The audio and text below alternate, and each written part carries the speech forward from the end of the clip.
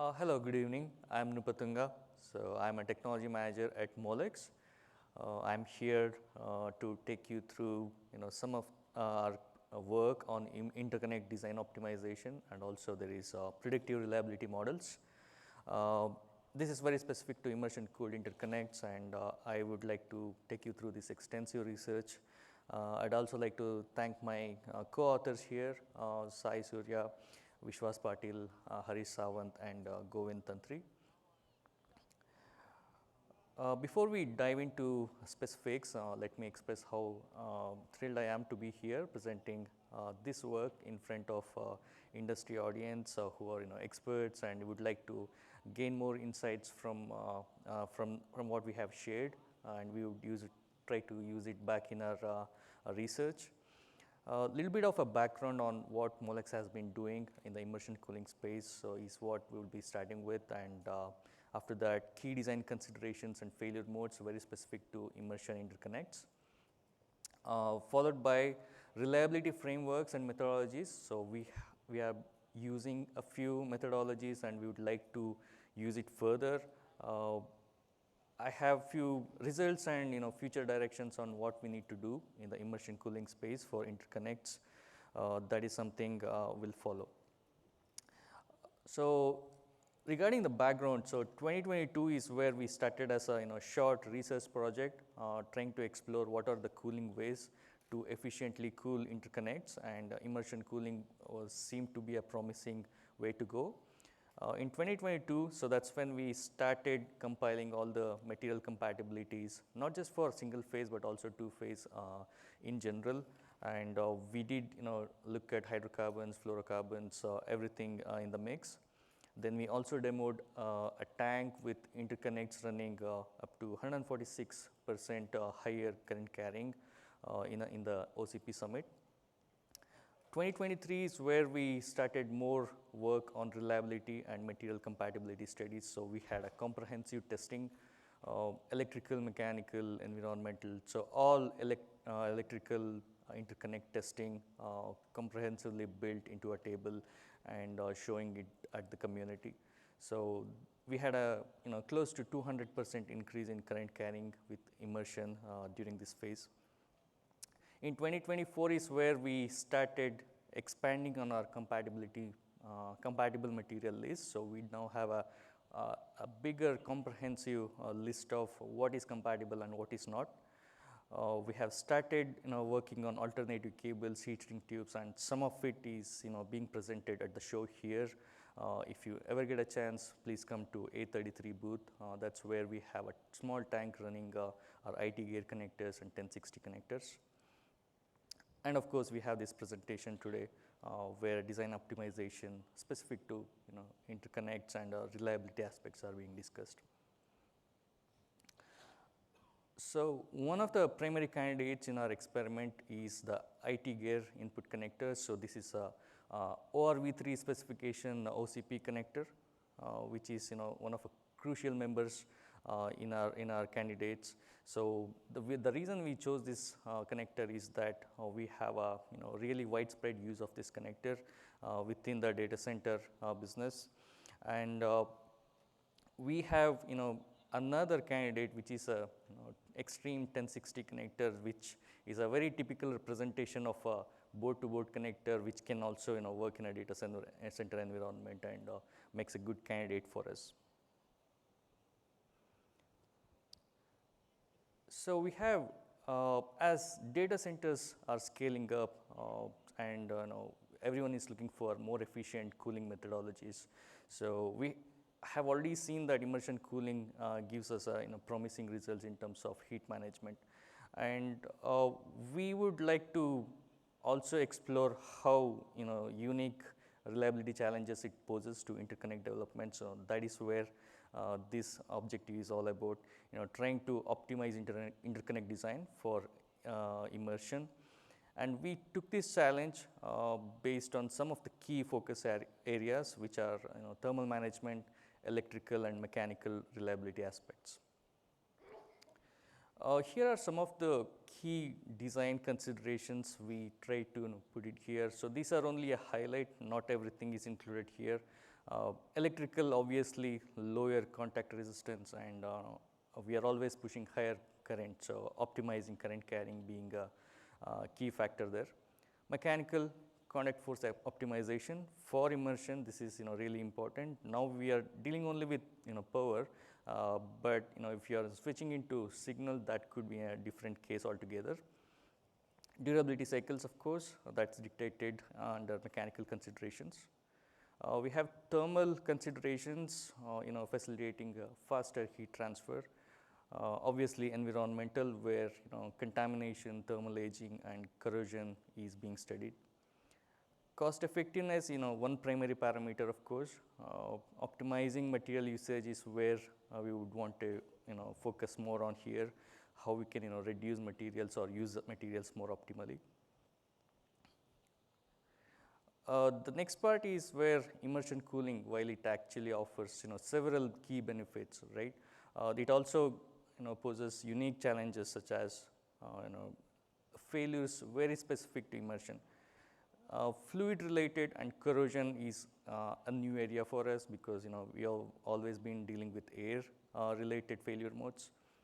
Fluid chemistry as well as the contamination itself can be a new causes for the corrosion, and absorption, fluid breakdown, it's again a new chapter altogether. I'll just going to highlight a few things here on contact resistance. So surface contamination and where is something we already see in air and actually translate to immersion as well. Deep diving into failure modes, this slide depicts the potential failure modes through detailed graphic, highlights each mode impact overall reliability and performance. For example, here in metal, so corrosion is one key failure mode where degradation and metal surface due to diffusion, oxidation can occur. And when it comes to polymer, we have swelling because of the absorption of dielectric liquid and due to diffusion. These are only key ones to highlight. We have plating, which is again dissolution can happen because of the electrochemical reaction, and liquid, something new to us. Oxidation, which can actually happen in elevated temperatures as a cause, and cause higher issues at the use cases.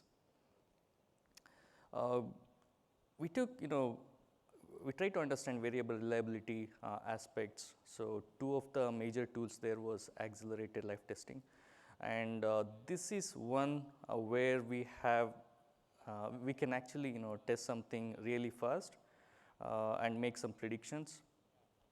And then we have run to failure, RTF. So this is where it is time consuming because you are running until failure, but it also gives you more confident test results. We also have variable analysis, a very popular way of predicting reliability. So this gives us it determines the time to failure as well as probability of failure over time. And Arrhenius model, of course, everyone's aware of this, which helps bring the temperature aspect and the chemical reaction aspect together, and helps us make better judgment.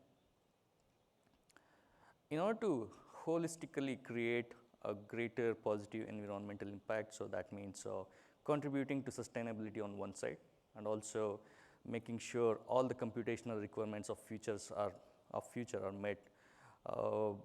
Well, this solution would have a lesser carbon footprint, and here we are presenting some unique numbers.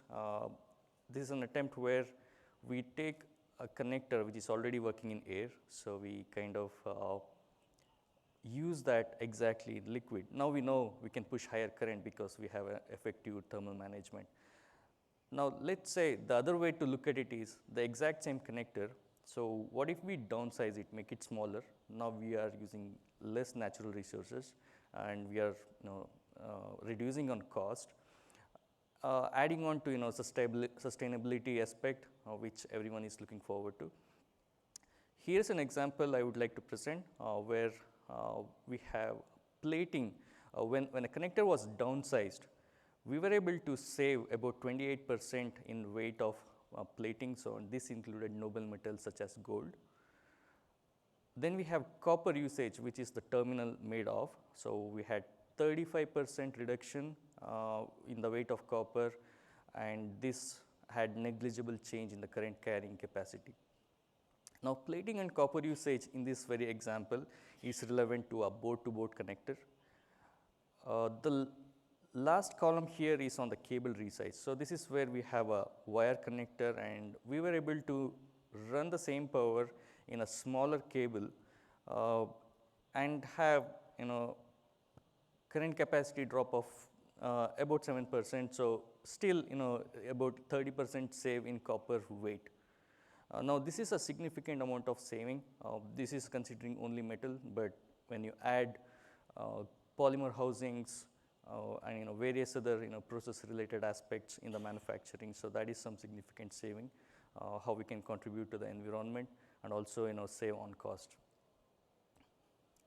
The other part of the results here is we try to tabulate two aspects. So, one is we consider 65 degrees C as an average temperature where the connector goes through during its entire life, where the mean time to failure of this connector is about 10 years. Right now, we know that we can use this exact same connector in liquid, and all our testing indicates that we can actually have a lot lesser field life temperature. Now, what we have assumed here is 50 degrees C, but in real cases we see hardly 8 degrees, 10 degrees or 20 degrees increase. So, considering this 50 degrees C worst case, what we see is a lot lesser failure rate per hour, which kind of equates into about 14 years, 15 years of mean time to failure. Comparatively, this is 5 years better than what if the connector were used in air. So, these two result sections, what they highlight is optimizing interconnect design for immersion cooling requires a holistic approach. You need to balance material selection, mechanical durability or electrical performances, and even mechanical durabilities, all put together with thermal management, of course. So, our research demonstrates that there is significant advancement in the performance and reliability aspects. I think this should pave the way for better and more efficient sustainability in data center operations. So, we encourage you to get involved in these work streams that are already live, and help us give more feedback to us, so that we can put that in our research and continue to work on this. I didn't cover one aspect, which is the future directions. Now, this is an area where we would like to explore more on newer materials, and also coating is one aspect of interconnects that is that can have significant savings, and we would like to explore more on that and give back to the community, and also learn more from the community. With that, thank you for your attention. I would like to open up for any questions you may have. Thank you.